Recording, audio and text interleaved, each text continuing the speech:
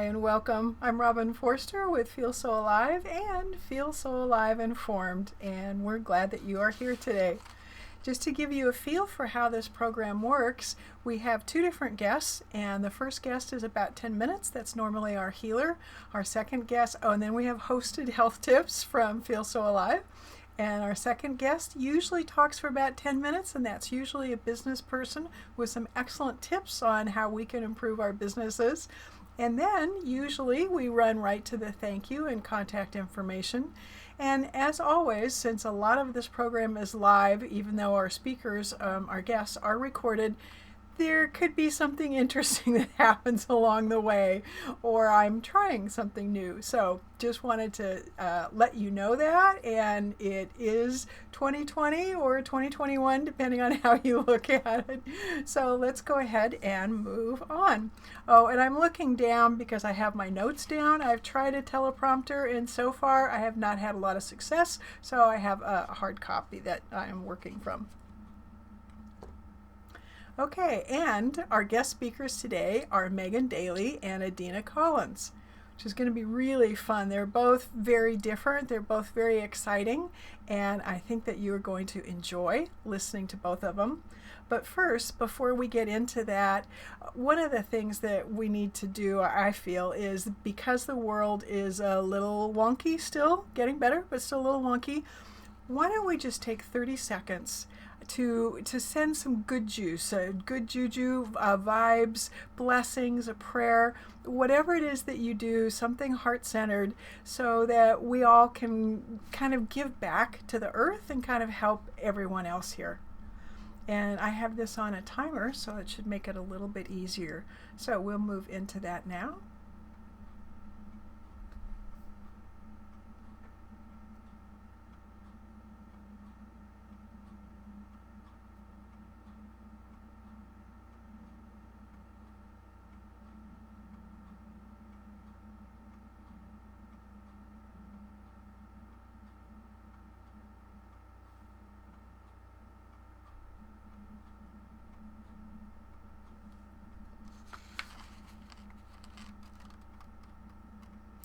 Excellent. Thank you all for joining me, whether you're live or on the replay, for that 30 seconds. I don't see how it's going to hurt at all to give back a little bit of good feeling and a little bit of good vibe.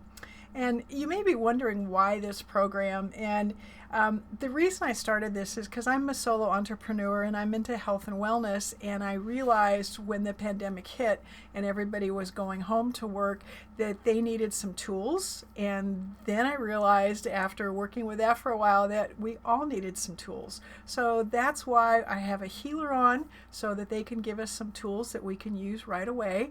Often it's breathing, because that is so important. And then I have a business person, because as a solo entrepreneur, I'm always looking for ways to improve my workflow and all those kinds of things. So let's get on to our first speaker, who is Megan Daly. And if you've seen any of the promotional material I put out, hi, I'm Robin Forster with Feel So Alive and Feel So Alive. And I'm going to stop that real quick. I spelled Megan's last name wrong. I spelled it like most of us think of Daly, and that's wrong. It's D-A-L-Y. So I just wanted to give you a heads up. If you're seeing it spelled a little differently in two different places, that would be why. That would be me. Okay, so let's hear about Megan. And today, my healer guest is Megan Daly. Megan, say hi. Hello. Excellent, thank you. And Megan and I met each other through a networking group that wasn't really about networking. It was a digital marketing club. And I started talking to her and finding out what she did, and so that's why I wanted her to be with us today. So if you're catching this live or on the replay, I will put her information down below so that you can get in touch with her, because what she does is pretty amazing. Okay, so a little bit about Megan so you'll know who she is. So she has an alphabet soup behind her name, which is a good thing.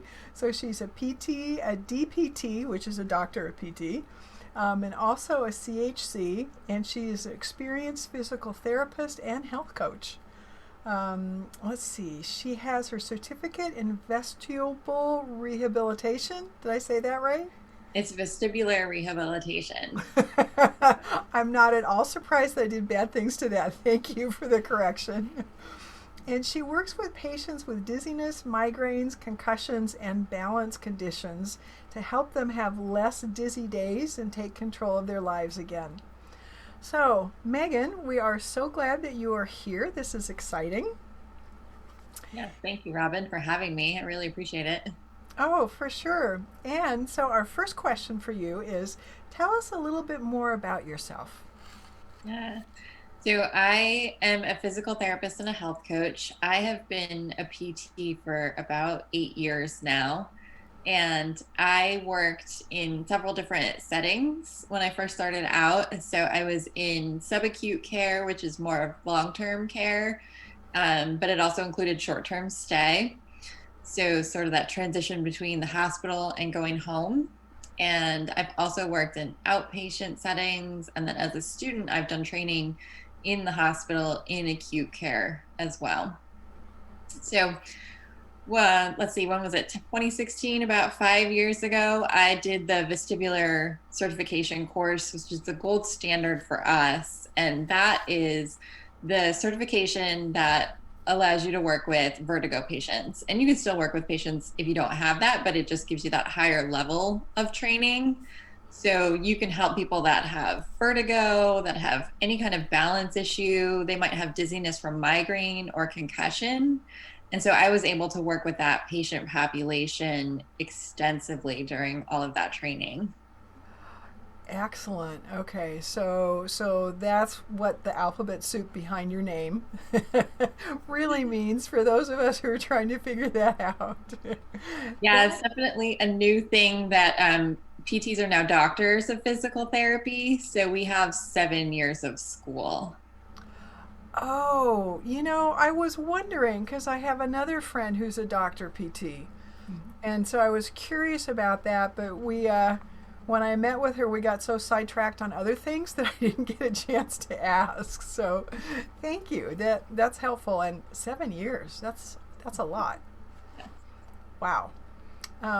Okay, so why don't you tell us a little bit about how you got drawn into this line of work and the big why that you must have had to do 7 years of education? Yeah, so I initially have saw a lot of family members that had struggled with vertigo and with migraine. So it was definitely an interest for me. And I was trying to decide if I was going to go into medicine or what would be the best route for me to help people and heal people. And I always loved exercise and health and the more holistic approach. So physical therapy was a great way to do that. So that was my initial driving factor. And then while I was doing my training, I was able to work with specialists in vestibular rehab who did all of this vertigo treatment. And it was just phenomenal to see how they could heal people that had struggled with dizziness for 10, 15, even 20 years. And they would come in for maybe sometimes just 2 or 3 treatment sessions, and it would change their life. Wow. Okay, for those of us who don't have that issue, dizziness, will you explain some of the ramifications and the impact it has on your lifestyle? Yeah, so the big thing with dizziness is oftentimes you never know when it's going to happen to you. So, depending on what type you have, if it's from migraine or from concussion or even like a positional vertigo, it can come on when you least expect it or least want it to. And so it can limit what you can do. It's also exhausting. So even if you're not having an episode of dizziness, it may take you 3 times as long to do the laundry or make dinner or do all of those household chores. Wow. I had no idea. Mm-hmm. Because, for most of us who aren't affected with it, we just think, oh, dizzy, stop, take a breath, did you eat? Not enough water. I mean, that kind of thing. But I don't usually think about it as something that could be really, debilitating and really a negative impact on lifestyle. Mm-hmm. Wow. Okay. And I know that we've gotten a little sidetracked before on our discussion, so I'm just going to bring this just up a little bit. And so Megan knows that I have trigeminal neuralgia, which is this weird nerve thing. And so we started talking about the vagus nerve, which is very important and impacts all of us, even though we don't know that. And so we're probably going to do a whole nother interview at some point on trigeminal neuralgia just because it's so weird. And the choices for dealing with it are really minimal. But did you want to say something about if that fits into what it is that you're doing and working with folks like that, or the vagus nerve, which is fascinating? Yes, yes, definitely something that I do. And what I like to do is look at the whole person and do a full screening, because a lot of times people get tested for more common types of vertigo, or they look at the most common types of migraine. But what gets missed a lot of times is, how is that vagus nerve working? Has it been affected by your concussion or your migraine or the trigeminal neuralgia, right? Because the vagus nerve is a big part of your rest and digest. So when you're calm and you're at rest, then the vagus nerve is very happy. But if you are not able, like if your body's not working the way it should be, then you're often in fight or flight, and that affects that vagus nerve. So it's a really important thing to look at, because that affects your healing, it affects your stress, and all of that can then just make your symptoms worse too. So looking at how the vagus nerve is working, looking at how your fight or flight response is going, and putting that whole picture together is all a really important part of my treatments. Oh, that's good to know, because what I've been learning is yes, all of those things impact. Like my husband and I were having a discussion the other day, and it wasn't going well. It was one of those kind, you know. And so my tan was just flaring big time. It was like, I can't even argue with you because it hurts so bad. We're just gonna have to wait, you know. But so, and isn't the vagus nerve? Someone was telling me it's so thick it's about the size of your pinky. Is that accurate? Yeah, I'd have to double check again, but it is. It's a very large nerve, and it goes all the way down to your stomach. And so there's a lot of things that it touches as it goes through. Wow. Yeah, it's just fascinating. But Mhm. anyway, so thank you for letting me sidetrack us a little bit All right, off anytime. the TN world. So tell us about what are some of the things that you do and gifts that you have for folks who are trying to deal with this, and maybe they're diagnosed, maybe they're not. Mhm. Right. And it's more common that people haven't been diagnosed yet, because sometimes these symptoms are really hard to see. They're subtle, and they sometimes get dismissed by other providers who aren't as familiar with the signs and symptoms. So, one of the things I do is the technical side of it. So I'll do the full vestibular evaluation, and I would love for everybody to learn that word, right? So that everybody knows what the vestibular system is, because it's a major part. It's your balance system, and it's so important. So we look at the technical side of that. How are you balancing?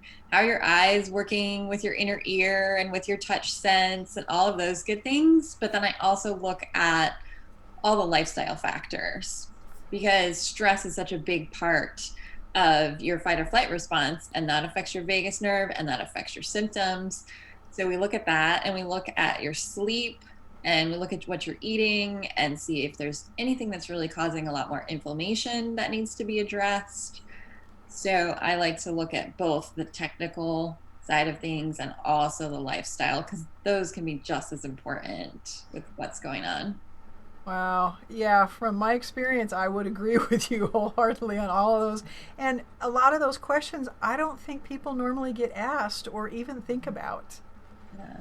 Yeah. So, what are some things that people can do at home to take care? I mean, are there any things that they can do? Yeah, there's some very easy, quick things that people can do right away, especially to help calm down the nervous system. For certain types of vertigo, there's specific treatments that do have to be done. But for managing more of the response to what's going on, diaphragmatic breathing is one of the first things that I will teach my patients. And that's how to breathe from your diaphragm to help calm down your nervous system. And just doing it for even a minute can make a difference. And are Um, you going to show us how to do that? you want a little demonstration right now? That would be great. I mean, I know we're kind of getting up against it time wise, but breathing is so important that, yeah. Yes. Yeah. So, Robin, you can do this with me. I'll back up just a little bit. But the first thing is to find your diaphragm. I don't know if you can see it. So, right under your rib cage, Oh, good. That's better. there's a spot right where your rib cage come together. Underneath that, there's just like a little firm spot. So, if you put your hand there, that's over your diaphragm. And then I like to put the other hand just comfortably across my shoulder. You just want to breathe and see where you feel your hand moving. And that's the lower hand, right? Yeah. So sometimes people will start and they'll breathe up here and they won't feel it down on their diaphragm. So you want to focus on your hand on your diaphragm moving and your hand up on your shoulder being still. Oh, So interesting. as you breathe in, you should feel your hand come off your belly a little bit. It should push it out. And then as you breathe out, you should feel it collapse back in again. So your hand should come in towards your back. And just focusing on that rhythm. Now, do you do a count to this? Because I know lots of breathing styles. It's like, breathe in 4 count, hold 2, exhale 6. Do you do that or just suggest this or what? Or You both? can get into lots of different breathing styles and there's different numbers. I always start with this just to make sure that you're using your diaphragm and not using your shoulders so much. And then once you've got that down, then work into, holding. You can do 4 or 5 count and then exhale for the same amount. You can breathe in for 4, you can hold, and then you can exhale for 5 or 6. So there's different numbers.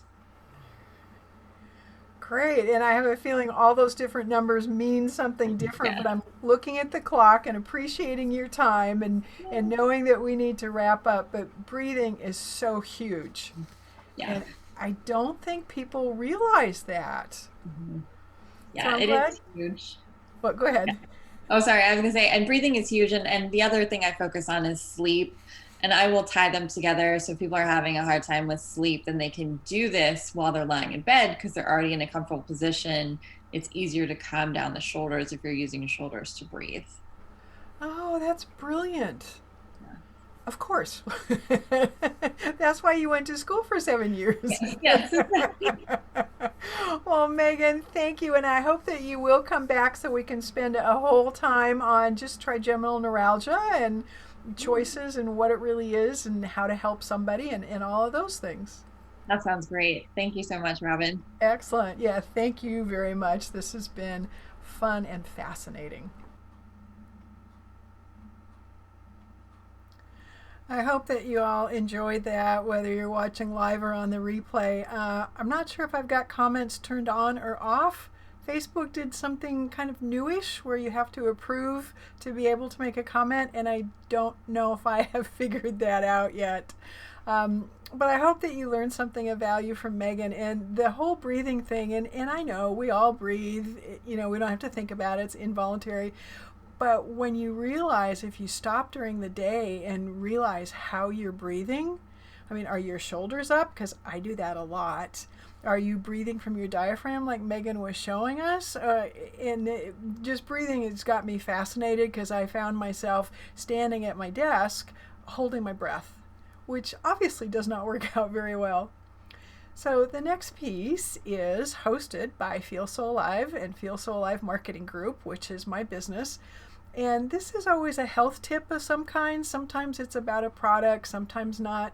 Today, what we're talking about is I was fortunate enough to run into this YouTube, and it was Dr. Matthew Walker, who is fascinating and funny to listen to. And he was doing a talk at Google, and this is Google UK, and he was talking about why sleep matters. And it was fascinating. So if you have a chance, I think it's under an hour. You can find it on YouTube. It's just Google, really Google at Google. And part of what he was saying was that every major disease in the developed world, and that's including Alzheimer's, cancer, obesity, diabetes, all has a very strong causal link to a deficit sleep. And think about your sleep patterns. Are you getting 8 hours every night? Because it turns out that most of us really do need quite a bit more. And one of the myths that I found so sad is that, you think about when you get older and you become a quote, senior, that you don't need as much sleep. And I was kind of excited about that because I like to burn the candle at both ends, so to speak. And it turns out when you get older, which I am now, that's not true. I do need as much sleep as possible. It's really fascinating. But the whole sleep, and one of the things I wanted to share was to help our sleep habits and to help being able to go to sleep. The suggestion is when you get up in the morning to go outside for 10 minutes, and that kind of helps your body acclimate to where you are and gets your, I think it's the circadian rhythms. So think about that. And besides, how can it be bad to be out in, hopefully you can get to nature and you're not in the city where there's no trees, but maybe there's some other way that you can figure that out. But 10 minutes a day is really a good goal to strive for. So enough about that. Let's go on to our next speaker. And Adina was fascinating because I am not a financial person and I don't actually get the whole financial world thing, which is a bit of a confession for a solo entrepreneur, but she is amazing. So let's just go ahead and jump into her interview. Hey, we're recording. Hi, I'm Robin Forster with Feel So Alive and Feel So Alive Informed. And this is the first quarter of 2021. And this is the time when everyone's kind of looking at their budgets and thinking money. And some of us don't necessarily have the education that we should have around these topics. So I wanted to introduce you to our special guest today. This is Adina. And will you just say hi? Hi. Hello, everybody. Excellent, thanks. And she's going to be talking to us and sharing the information and the passion that she has. And what I am going to do, I'm looking at my notes, if you're wondering why I'm looking down. I'm just going to go ahead and let's just go with this. I have some questions for you. And the first question is, if you would share with the folks who are watching this on the replay, tell us a little bit about yourself and your background. Well, thank you again, Robin, for having me. My name is Adina Collins. I am the CEO of Fortitude Financial Consulting. And I have actually been in the accounting finance space for the last 20 plus years. And in 2018, I decided to go ahead and launch my own business. I had been primarily working for local government, state government, and also in university higher education realm. And so I thought about going ahead and launching my own business because I tend to get bored really easily. And so one of the reasons why I said, you know what, let me go ahead and do this because I'll have an opportunity to be able to work on multiple projects, to be able to meet new people, and to be able to continue to learn because you definitely don't want to keep doing the same things over and over again and not have any variety. So that's why I was so passionate about starting my company. Oh, great. Okay, so you've really got a deep breadth of education, of work experience. And so you're not so much the solo entrepreneur like me, but you're more the mid-sized businesses, corporate. Is that more who you like to play with these days, or? I have a passion for startups, of course, because I was a startup as of 3 years ago. But yes, I love dealing with startups as well as smaller to mid-size companies because, again, there's always room for growth. And also within the first really 3 to 5 years of operations, we're all still just trying to figure it out and also trying to determine where we are, where we fit, and what's going to be the best strategy for us to be able to get to the next step.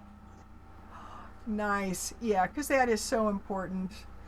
Some of the mistakes that I've made as a small business, it's like, why did I do that? I should have talked to somebody before I did that. Yes. And also knowing who to speak to, that's the other thing as well. That's a very good point. Yeah. Yeah, I'm so glad you brought that up because, yeah, it's not always the discussion with your dog or your cat that's really going to move you ahead in your business. Okay, well, so tell us how you were drawn to this. I mean, you told us a little bit about your background and your history, but why, what it is that you're doing now that really fires that passion in you? I actually come from a family of educators. And so my grandparents, my paternal grandparents were actually educators, and so were my paternal great grandparents. So we have a number of educators that are all throughout my family. And I didn't realize that during most of my jobs, I actually ended up coaching people, training people. And I never really thought of that as teaching. It was just me, I thought, trying to be helpful.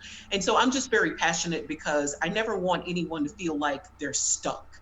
And I really believe that one of the power plays that we can really have is making sure that we have a great grip on our finances, whether it's personally or within your business. It's definitely within your grasp. It's within your control. It's not anything that you have to feel uncomfortable or intimidated about. And so I just really want people to be able to have the information, to know that they have a trusted resource that could speak with them in layman's terms, and to be able to meet you where you are, and to make sure that whatever it is that you're doing, that you have a solid plan, you have a solid strategy, and that it's something that is definitely smart. Is it specific, measurable, attainable, realistic, and is it timely? Is there a time on it? So that's one of the reasons why. Oh, interesting. Okay, so you basically have this whole education piece in your bloodstream, in your DNA, so to speak. I do. I do. Neat. Okay, well that's exciting because I think it's real different when you're raised with educators. There's kind of a different focus in the household because everyone's doing that. Right. Yeah, that's very neat. Okay, and so one of my other questions for you is the gift that you want to share with the world, the tips and suggestions. And it's so easy for me to say tips and tricks because that kind of rolls off my tongue. But we're talking accounting, so it's not really tricks. So, what are some things that you want to recommend to, both the startups that you were talking about that's a passion for you, and also those better established companies that maybe don't know they should be looking under here for this and they think they've found it there? And yeah. Well, I would definitely say always be open to hearing something from a neutral third party. That's what I consider myself to be. So I am, although I do have an accounting background, I am a financial professional, so I can work with you, down in the weeds, or also look at bigger picture financial strategy. And so usually if someone's contacting me, it's more for the financial strategy, 10,000 foot level. What is it that you see that maybe we don't see? Because sometimes you can be so close to an issue that you end up being blinded by it. And so I would always say make sure that you are open, that you are willing to be able to take a look at someone else's perspective and not personally. Secondly, I would definitely say make sure that you are staying on top of your records. Record keeping, of course, is always really, really wonderful to have. I know we haven't gone completely paperless yet, but if you can, for those of you who still can maintain paper records, please make sure that you're keeping it up to date. And for those who only maintain paper records, make sure that you are beginning to go ahead and move to an electronic backup storage type of system, because again, you never know, anything can happen to a physical space, a physical building, and no one, of course, anticipated the pandemic. So you're going to need to have access to records even when you can't get in, to be able to, get into your physical building. I would definitely say as well, it's very, very important that you take time to be able to do business planning, business succession planning. Although it's not necessarily directly tied to accounting, it can cost you if you don't take the time to be able to do that.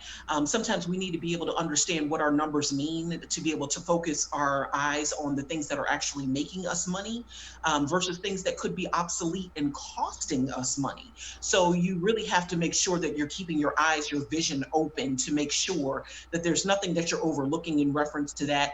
And it's okay to say, you know what, I don't understand this. Can you please explain it to me in a way that makes sense to me?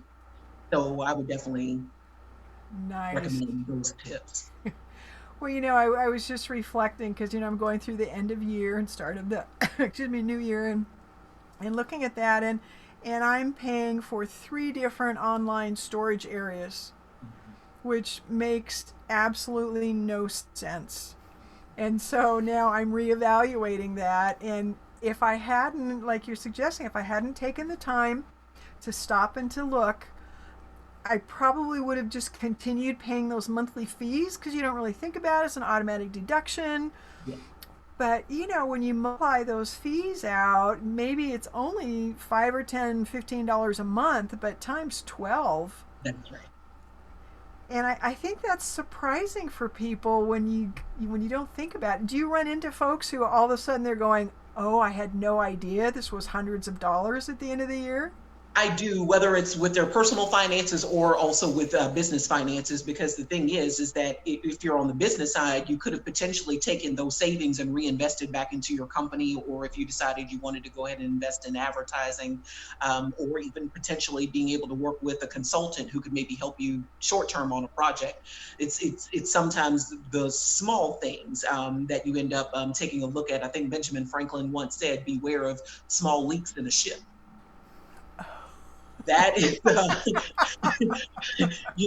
it could be the one thing that ends up making you sink over time, but you're not realizing it, again, because it's happening so slowly.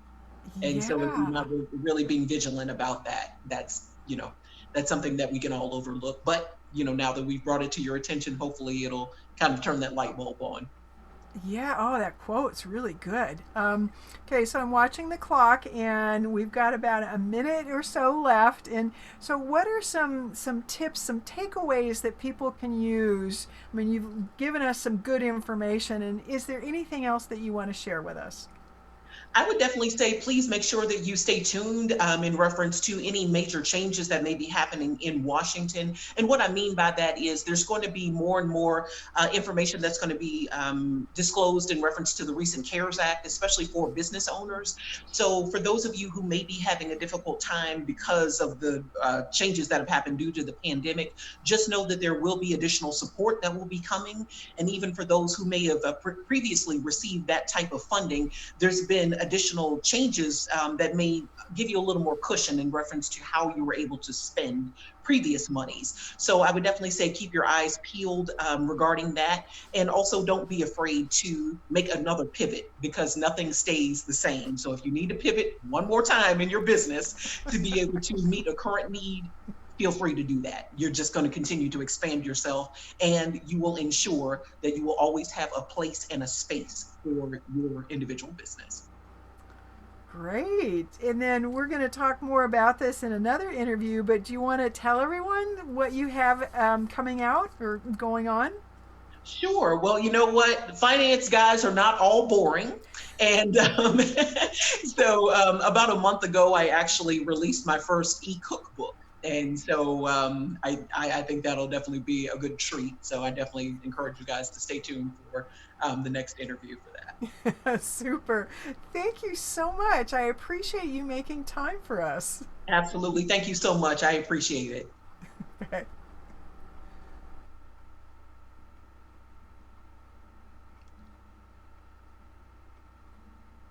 Oh, that's interesting. I'm not exactly sure what happened, but I am not surprised that something interesting, unusual, and not what I had in mind just happened. What I was trying to pull up was a transition before we start talking about saying goodbye. And my Mac and we don't always play nice. So somehow things get off to the side. There we go. I finally dug it out from the side. If anyone is a Mac user and understands why all of a sudden the screen goes off to the side and is gone, I would love to hear from you and find out how to not have that happen. But I just wanted to say before we say goodbye and close up that Adina, she knows her stuff financially. Okay, there's that piece. But also a cookbook, and I have to say that I'm not much of a cook, but I really want, one of her recipes looks really, really good that I want to try. And she also has a podcast, and I didn't get a chance to tell you about that before, but she launched a podcast called Black Icons and Innovators. And she's also the author of Caught to Tot, 10 Pearls to Know Before Launching Your Number One Business. So a multi-entrepreneur, to put it mildly, or a serial entrepreneur. And we'll go ahead and close this program. We're always on the second and fourth Thursdays at 1 o'clock. I almost said Eastern Time, Pacific Time, unless there's a holiday, which happened in November and December. So please do come join us.